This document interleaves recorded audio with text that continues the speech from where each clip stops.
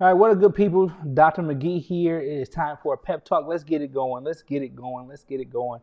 Um, this is episode number 5, and we're jumping right into it because what happens is the beginning of the school year is different for so many people. Some people started 2 weeks ago. Some people started a week before that. Some people started this past week, and they're coming back to school. And one of the things that I don't necessarily subscribe to is this idea of coming back. But instead, you're moving forward. You're coming forward. But it sounds weird. So, we say welcome back. And we are here in the new school year, and we have different principals and different teachers and different educators, and they have different motivations that cause them to come back. So what we want to focus on right now is like, what was it, man? What is it that causes you to continue to come back to the school, to your district? And I'm not doing this by myself, right? I'm not in the school, but one of my homeboys is in the school, right? He's in the school and he's coming forward to the school year, ready to go. And I'm going to bring him to the stage really soon. But I just want to give him a proper introduction because, he's been in the game for years. He's a boldly moving education ahead principal, fellow alum, working with policy, working with other principals across the state of Michigan, and working on himself. And one of the best parts is probably that he's a fellow alum of Michigan State University.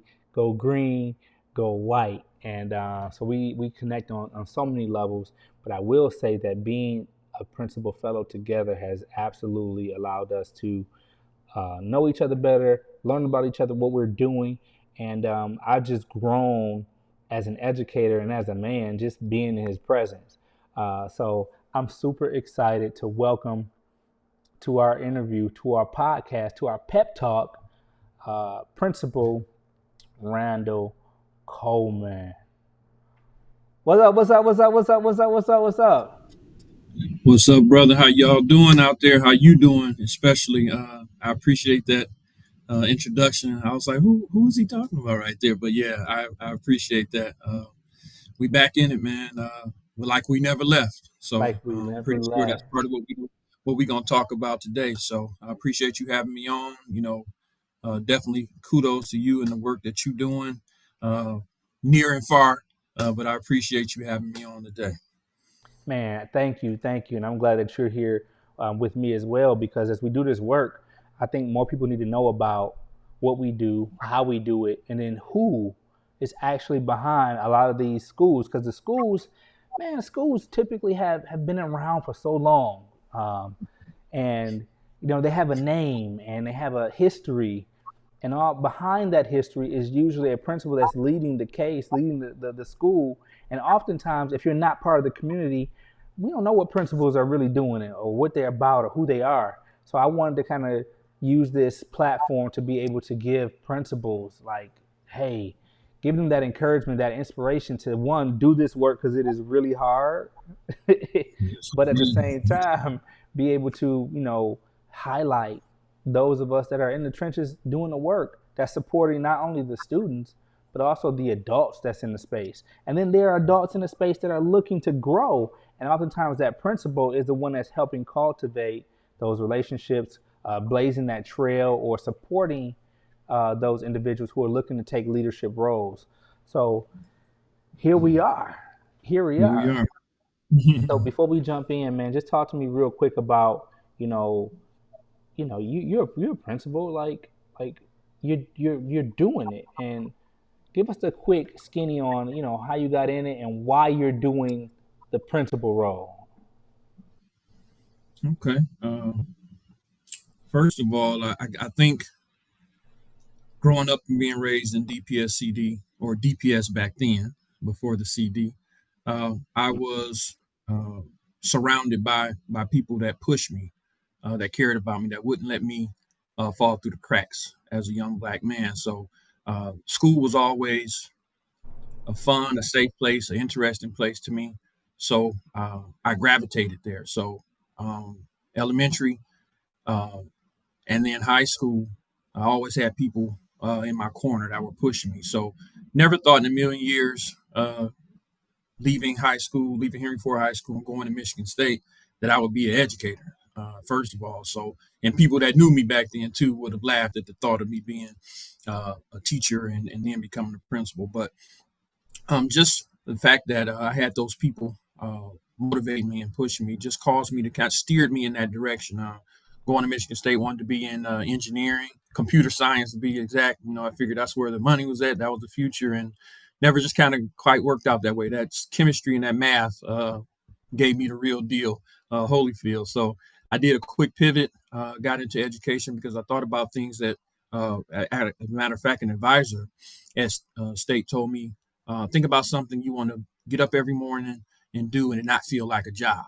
And so I still remember sitting in that chair, just kind of thinking for a minute. And she didn't discourage me from being an engineer. She was like, "You can be an engineer. You're probably going to graduate in about 8 years, and you're going to get you a personal tutor that's going to help you pass these chemistry and these math classes." So Nice. while she didn't totally discourage me, she gave me the real deal, the real path of what it would take. Looking at my grades, my 0.765 grade point average freshman year, that told me the story. So I always thought about, hey, I like working with kids. I always have a good rapport with kids younger than me, and I switched my major to elementary education and just kind of took off from there.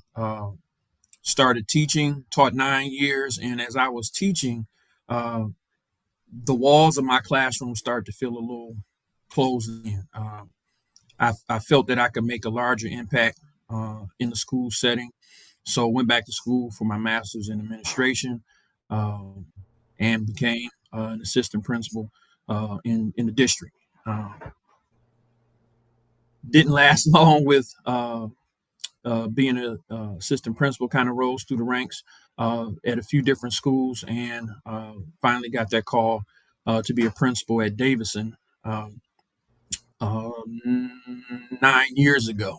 So my path, and I've been at Davidson for the last 19 years, which we'll probably talk about a little later, because that's really uncommon in today's society. In education, there's usually a lot of movement. So I've been fortunate enough to be at Davidson the last 19 years, and that role of principal is a very multifaceted role. Like you said earlier, people really don't probably understand all of the different dynamics, the lives you touch, the people you have to interact with in order to make your school run smoothly. So that's the long and the short of it. But that's just a small piece of what it takes being a principal day to day. Man. So all this time, I didn't know that you started off in computer engineering and then computer science. I was in the same boat. I was in the same boat, and I made the shift as well. And it was a conversation about purpose, right? Purpose, and I was like, oh, okay, I can really touch lives doing this education piece and change lives and transform lives. So that's another area that we connect on, man. That's what's up. That makes me happy, man. So okay, that's dope. 19 years. So we're gonna fast forward to today. Like the summer just happened. We're coming back to school. You had your first week this past week. Yes, last First week was our week. first week with Yeah, students. First week with with students. Yeah, students. Right. yeah. The kids are back. The students are back. Scholars are back, and there's a lot going on. I happened to be able to be at a school this past week as they started off their year, and I was a welcoming committee, right? As I'm sitting there welcoming students and watching the cars pull up and directing cars in the car line, I was like getting all the feels, and I went back to principal mode, and I was like, "Yo, this feels great." Like the kindergartners who was their first time into school, and the parents first time with their kindergartens, and the big mighty fifth graders coming back like they know everything. Like all of that was just giving me goosebumps, and I was like, "Yo, I'm excited about the year." So talk to me about your first week, man. Like coming back to the school year. I know you had some exciting news about your school that I kind of saw on social media. I was like, what? Wait, what happened at Davidson?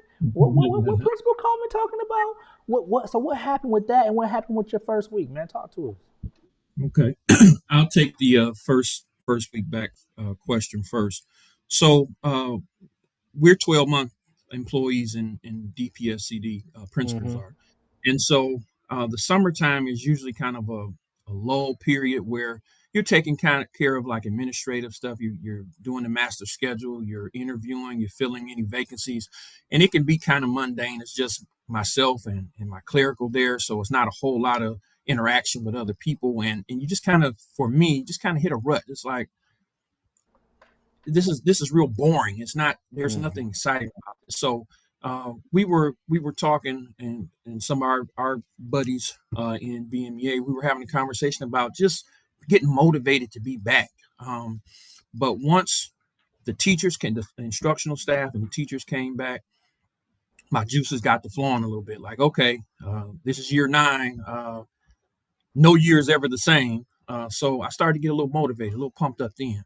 But last week, I Mhm. felt the same way you felt, in that once I see those faces hit that door, once I see those parents come through the door, those familiar faces, my arms should be hurting because I gave so many high fives, so many hugs, so many fist bumps.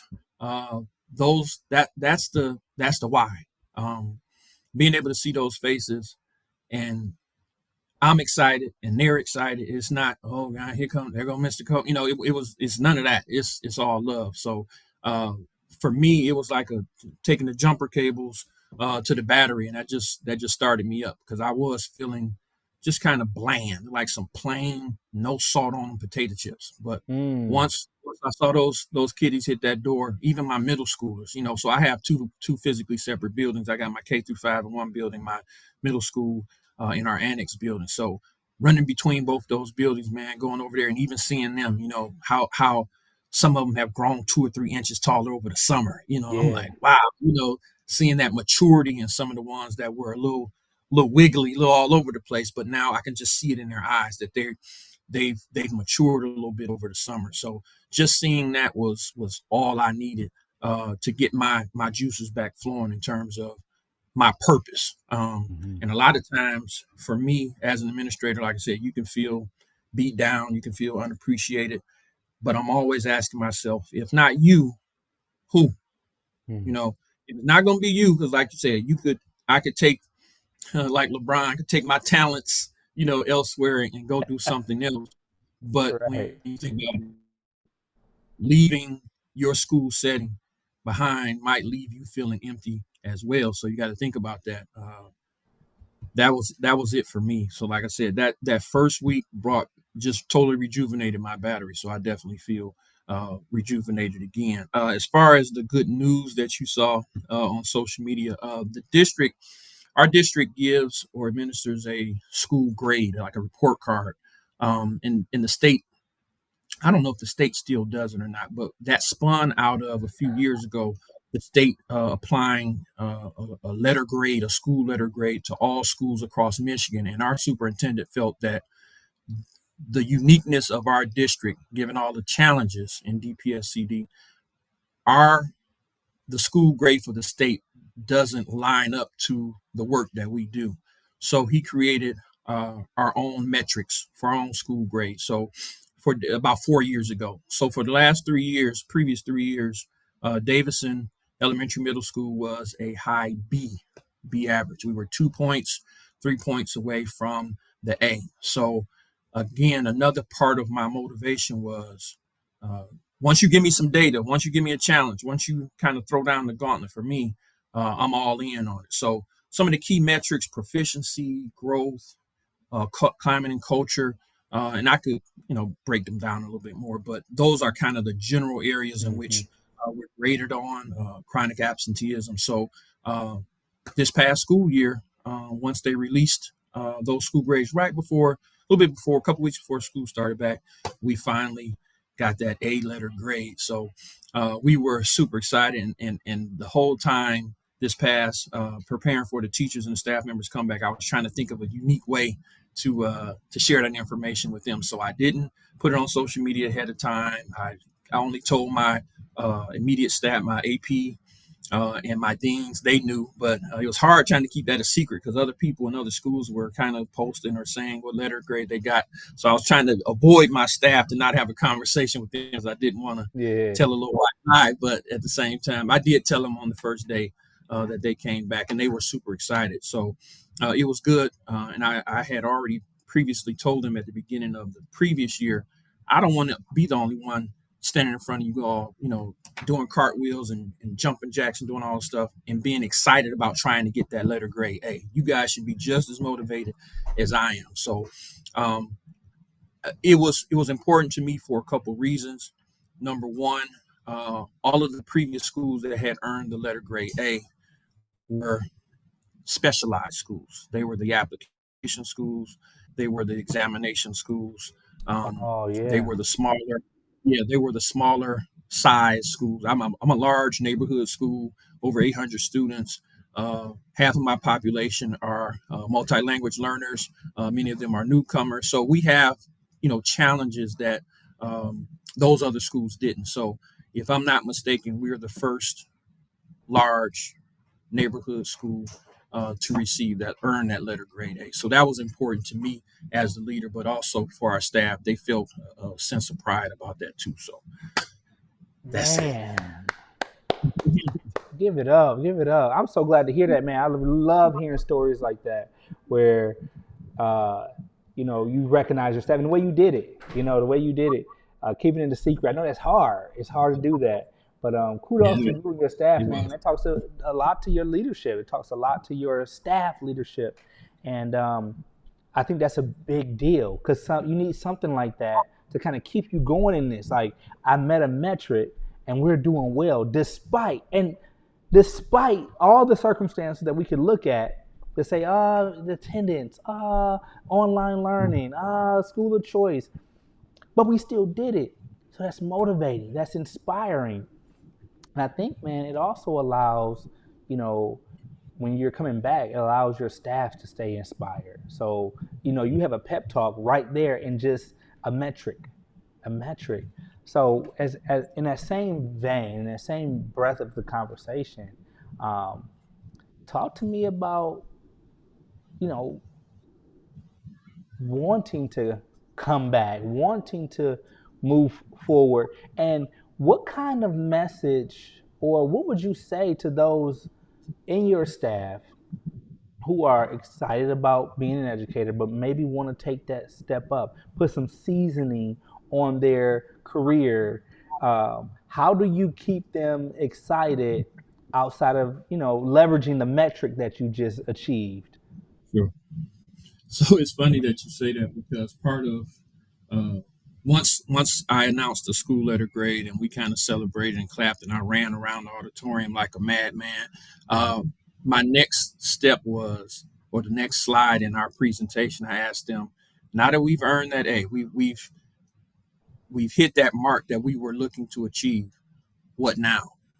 And so I held the microphone up and I asked staff members that were brave enough, come up here and tell me what would Mr. Knowing me as well as you do, what would I say now that we've earned that A? So about four people came up and they all were like spot on in terms of knowing what my next motivational points would be is okay, now that we've gotten this A, we got to keep it. We can't, take our foot off the gas pedal. We can't relax. I even gave them the sports analogy. In sports, once you win a championship, what's the hardest thing to do? And people knew Mm. to repeat. The hardest thing is to repeat. So I think that's going to serve as motivation to a lot of them. Outside of that, to part of your question, in the 9 year, this is my ninth year as principal at Davidson.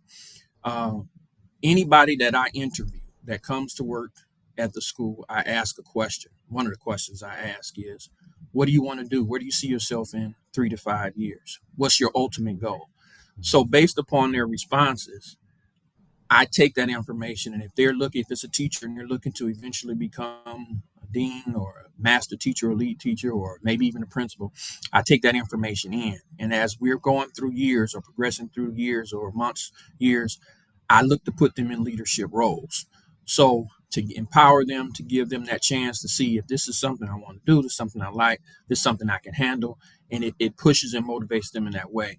I will say in the going, like I said, 9 years, uh, four of my APs have been promoted to principal that have worked under my leadership. So Yeah. if nothing else, that's one of the things. If I got fired tomorrow, I walk away knowing that I've helped create more leaders within our school district. So I don't hold on to APs long. They come, they stay maybe a year and a half. I say 2 is probably the max that they end up staying before the district comes knocking at the door saying, "Hey, we want to interview your AP." And I have 4 APs now that I see in the principal meetings. That's usually sitting somewhere close by me because they, I still mentor and provide support for them. So I'm most proud of that as a principal. That's another thing that definitely keeps me going is knowing that I can just share little morsels of information. They're already smart in their own right. They're already brilliant in their own right. They're already leaders in their own right. But if I can give them just those little nuggets when they're at a crossroads and they can go either left or right, and they say, "Hey, I'm gonna pick up the phone and call Principal Coleman just to, run it by him and see what his thoughts are." That's definitely motivation for me. Man, I'm so glad that you mentioned um, that leadership piece and what you've done and how you can walk away from that knowing that you've done something to make the organization better than you left it. Um, Yes, sir. there was a quote, man. I'm looking at leadership all the time. And there was this quote that said, um, your leadership is determined by the number of leaders you create. Yeah, I was like, well, I I thought it was believe. about following. Well, you can create leaders. And I love the fact that when they come into your space, when they come into your environment, they're being built up to lead outside of that space and that place. So man, hats off to you for that because I think that's what it's about, and that's the next level. That's the next level. We talk about leadership all the Yeah, time, and leadership is one of those things where you want to get people to follow you. You want to have a vision wide enough, broad enough, hopeful enough where people are going to jump on a bandwagon and follow you, not because you make them follow you, because they believe in you. They believe in what you do, and then they follow you. The next step yeah. is what you just said and what you just did. I'm Yes, sir. creating these leaders, man, and now they're going out and casting their own vision, and so now a piece of you is being built, formed, molded, and shaped, and then we call that legacy, man. We call that legacy. Yes, Yeah, sir. man. So I definitely appreciate that. So man, as we get ready to land this plane, the school year's about to take off. You've got a week under your belt, maybe a couple days. Did y'all have Friday off? Yeah, we have. Well, the staff and the students have Friday off. Principals were Facts. supposed to work. So yeah, that's neither here nor there. Oh, I get it. I get it. I get it. Listen, so we're popping it off. You creating these leaders, and I just wish you a really, really great school year. I'm really glad that the seasoning has been opened up and sprinkled on you when those kids showed up and those staff members kind of got into place. I'm glad that happened, man, because it's easy for us to do so many different things, especially you being a 19-year vet. You've done work in policy, you've done work in leadership, you've done work outside of this school building that has allowed you to grow as a human being, as a man, as a leader, as a principal. I mean, you could easily go to central office, you could easily go to another school district, you can easily go into policy and start helping shape what education looks like across the state and across the country. But you chose to come back. So as we get ready to transition out of here, man, if there are some words of wisdom that you are giving to the next level of aspiring principals, those deans of students, those teachers who are looking to move into leadership, I don't call it administration, man, leadership. And talk to me about that, man. What is that? What kind of advice would you give them as they make the transition? So one of the biggest things that I would encourage any future leaders out there to do is outside of no matter which school district, big or small, that you work in, there's always going to be district-wide goals or metrics. Like I said, the school letter grade and all that stuff. That's fine. That's part of the course. We have to work within those parameters.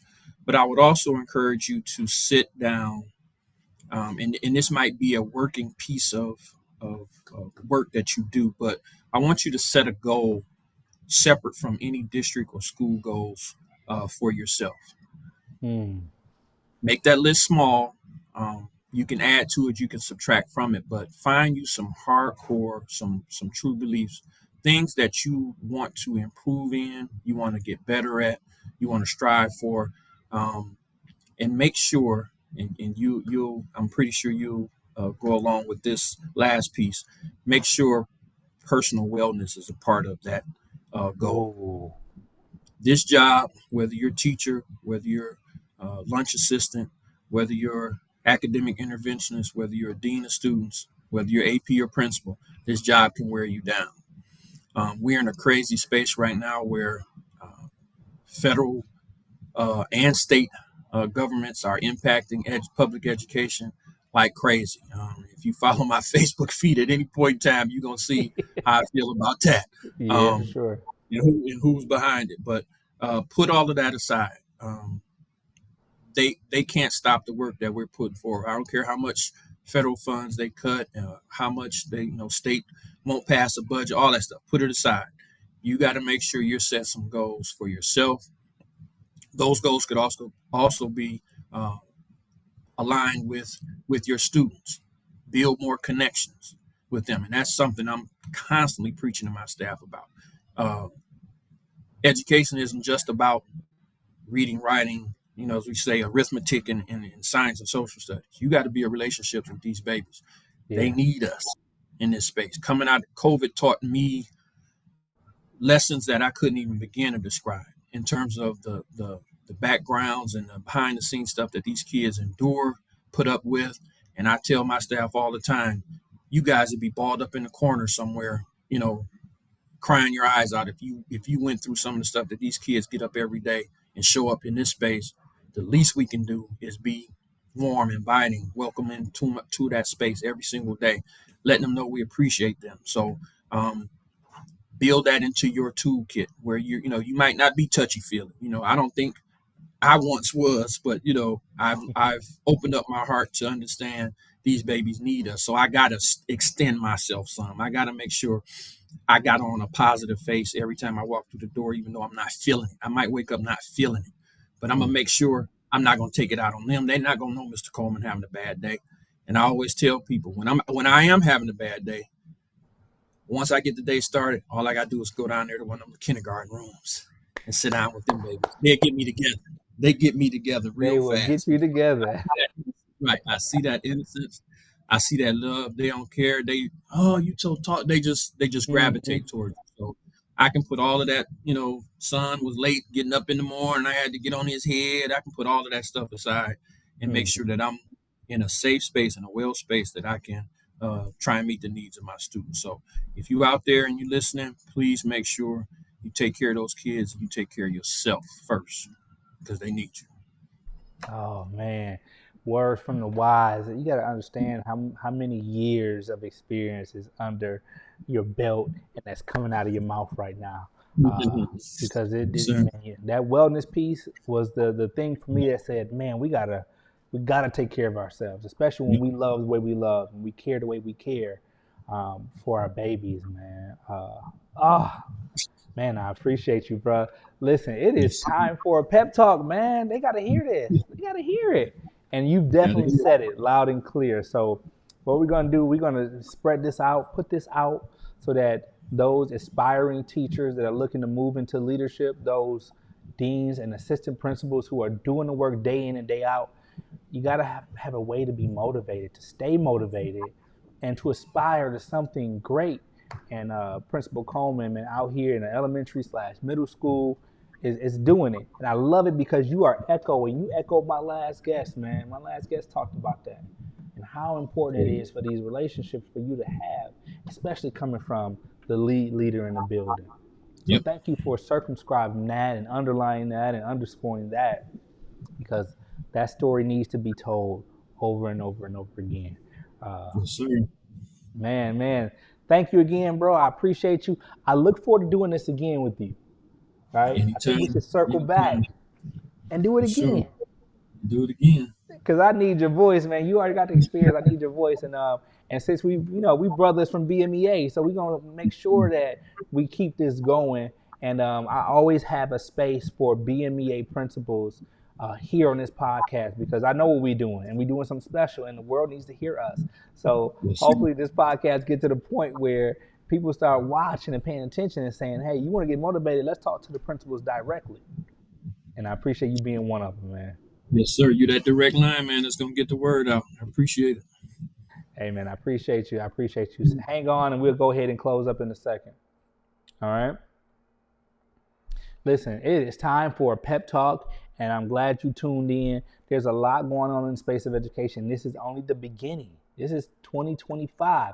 And don't call it a comeback. Like, don't call it a comeback. Don't say welcome back.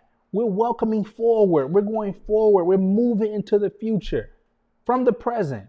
The past helps us, but we're talking about what's happening right now and how we're going to move forward, because the landscape in education can be shaky, and it is right now. If you look at it from a federal perspective, and even if you look at it from a state perspective, you can also look at it from a local perspective. And where you are, it could be rocky. The road could be filled with potholes. You got to navigate. You got to drive through that. So principal, so leader, I'm asking you to stay motivated. Better yet, stay inspired, because all of that energy is going to come from within. And we don't need to look back. We look forward. Don't call it a comeback. Let's look forward to being able to serve our babies, our adult babies, our staff, our teachers. They're looking to you. So take heed to what Principal Coleman is saying. Take heed to what your principal is saying. And watch what they're not saying as well. Because everybody's a leader. You might not be aspiring for the seat, but you are aspiring to grow as an individual, grow as a human being, and be able to make it through these tumultuous times in our lives, and especially in schools. All right. My heart goes out to all those families in Minneapolis with the school shooting. And I just hope that the empathy that is coming from myself, Principal Coleman, all the educators in Michigan, spreads out to you over in Minneapolis as we start our school year. Our prayers and our hearts are with you. Stay motivated, stay inspired. We love you. We will see you next week on this time for Pep Talk. Thank you.